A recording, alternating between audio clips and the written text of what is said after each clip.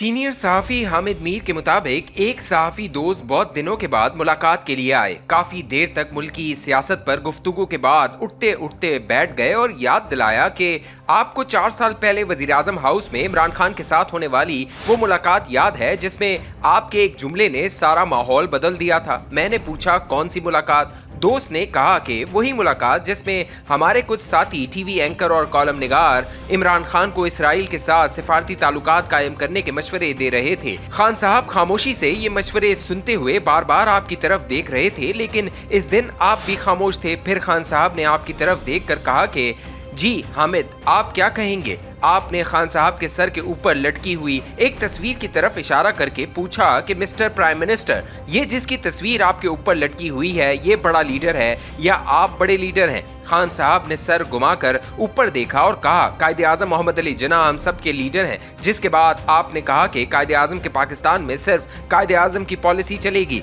आपकी या मेरी पॉलिसी नहीं चलेगी। फिर खान साहब ने यह कहकर सारी बहस खत्म कर दी कि इसराइल पर मेरा वही मौकिफ है जो कायदे आजम का मौकिफ था। मेरा दिल इसराइल को तस्लीम करने के लिए नहीं मानता। दोस्त ने खान साहब के साथ होने वाली गुफ्तगू याद दिलाकर पूछा कि अगर इमरान खान इसराइल के साथ ताल्लुकात कायम कर लेते तो क्या इनकी हुकूमत खत्म होती। मैंने अपने दोस्त से कहा कि आप वो हालात याद करें जिनके तनाजुर में इमरान खान के साथ इस मुलाकात का एहतमाम किया गया था। ये मुलाकात मार्च 2019 में हुई थी और 26 फरवरी 2019 को भारतीय एयरफोर्स ने पाकिस्तान के इलाके बालाकोट पर बमबारी की थी। इस दौरान ये इतलात आई थी कि इसराइली तैयारों ने राजस्थान के रस्ते पाकिस्तान की एटमी तंसीबात पर हमले का मंसूबा बनाया था, लेकिन पाकिस्तान एयरफोर्स के जानबाजों ने भारतीय एयरफोर्स का जो हशर किया, इसके बाद इसराइल को हमले की जुर्रत नहीं हुई। इस दौरान जनरल कमर जावेद बाजवा ने मेरे समेत कुछ दीगर सहाफियों के साथ ये गुफ्तगू शुरू की कि हमें इसराइल और भारत का इत्तेहाद तोड़ने के लिए इसराइल से बातचीत शुरू करनी चाहिए। बाजवा साहब चाहते थे कि मीडिया इस बहस का आगाज करे, लेकिन मेरा मौकिफ था कि ये बहस पार्लियामेंट में होनी चाहिए। बहरहाल उन्होंने ही इमरान खान के साथ मीडिया पर्सन्स की मुलाकात का एहतमाम किया। इस मुलाकात में इमरान खान ने इसराइल के साथ ताल्लुकात कायम करने से साफ इनकार कर दिया। मुलाकात खत्म होने के बाद मुझे एक अहम इदारे के तर्जुमान का फोन आया और उन्होंने कहा कि वजीर आजम के साथ होने वाली गुफ्तगू ऑफ द रिकॉर्ड थी और आप वजीर आजम का कोई जुमला रिपोर्ट नहीं करेंगे। इमरान खान से कबल नवाज शरीफ और मोहतरमा बेनजीर भुट्टो को भी ऐसे मशवरे दिए गए, लेकिन उन्होंने भी इन मशवरों को नजरअंदाज किया और मुल्क दुश्मन कहलवाए। जनरल परवेज मुशर्रफ वो वाहिद पाकिस्तानी हुक्मरान थे जो खुल्लम खुल्ला इसराइली क़यादत से राब्ते में रहे। मैंने अपने दोस्त को साफ साफ कहा कि इसराइल के साथ सिफारती ताल्लुकात कायम करने से इनकार के बाद साल तक इमरान खान की हुकूमत कायम रही। खान साहब के खिलाफ तहरीक अदम एतमाद मार्च 2021 में आई और इसकी वजह ये थी कि उन्होंने फौज के अंदरूनी मामलात में मदाखलत शुरू कर दी थी।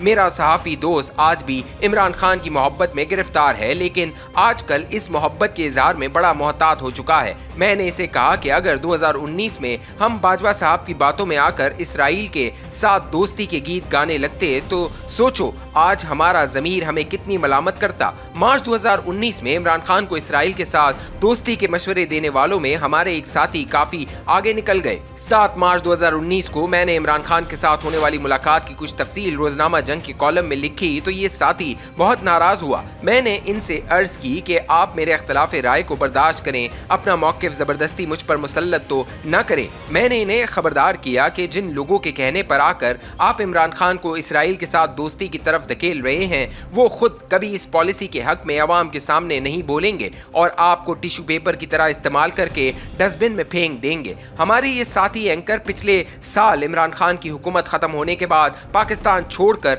अमेरिका चले गए। आजकल वो अमेरिका में बैठकर पाकिस्तान में आईन व कानून की बालादस्ती की जंग लड़ रहे हैं। अगर इमरान खान ने इनकी बात मान ली होती तो मौलाना फजल रहमान अक्टूबर 2019 में इस्लामाबाद से वापस न जाते, बल्कि अपने हजारों साथियों समेत वजीर आजम हाउस के अंदर दाखिल होकर दम लेते। मौलाना फजल रहमान को वापस भिजवाने में जनरल बाजवा और जनरल फैज ने अहम किरदार अदा किया था, जिसका मतलब ये है कि मार्च 2019 में इसराइल के मामले पर इमरान खान के इनकार के साथ माह बाद भी जनरल बाजवा और फैज तहरीक इंसाफ की हुकूमत का तहफ़्फ़ुज़ कर रहे थे। आज जब इमरान खान अडियाला जेल पहुंच चुके हैं तो मौलाना फजल रहमान फरमाते हैं कि मैं चाहता हूं इंतखाबी मैदान में मेरे मुखालिफ के हाथ पांव बांधे हुए न हो, बल्कि वो भी खुले हाथों से मेरा मुकाबला करे। शायद मौलाना साहब के इस बयान की वजह से तहरीक इंसाफ का एक वफ्द इनसे मुलाकात करने गया और इनकी खुश दामन के इंतकाल पर फातह ख्वानी की। इस मुलाकात के बाद भी इमरान खान और मौलाना फजल रहमान का सियासी इख्तलाफ बरकरार है। ताहम ये अच्छी बात है कि सियासी इख्तलाफ को ज़ाती दुश्मनी में तब्दील करने की रिवायत को तोड़ा गया है। किसी को अच्छा लगे या बुरा, असल हकीकत ये है कि जो सियासतदान, सहाफ़ी या वकील किसी जर्नल बाजवा के हाथों का टिश्यू पेपर बन जाते हैं, इनका आखिरी क़याम तारीख के इस डस्टबिन में होता है जो उर्दू में कूड़ादान कहलाता है। अपने इर्द गिर्द नज़र दौड़ाइए, आपको ऐसे कई सियासतदान, सहाफ़ी और वकील नज़र आएंगे जो आज छोटे छोटे मफादात के लिए सच को झूठ और झूठ को सच करार दे रहे हैं। आइन की खुल्लम खुल्ला खिलाफ वर्जी को मुल्की मफादात का अहम तकाजा करार दे रहे हैं। ये सब इस दौर के नए टिश्यू पेपर हैं। इस्तेमाल के बाद इन्हें भी कहीं फेंक दिया जाएगा। मेरी बातें इन्हें इस वक्त याद आएंगी जब इन सब का इस्तेमाल ख़त्म हो जाएगा।